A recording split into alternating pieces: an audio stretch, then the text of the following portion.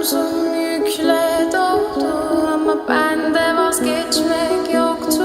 Bitmedi, bitmedi, bitirmedim. Ben özel değilim ya da öyle bir şey ama sen varken hep böyle hissettim, böyle hissettim. Yanan her şey gülme olmalı, bunu sen de hatırlarsın da artık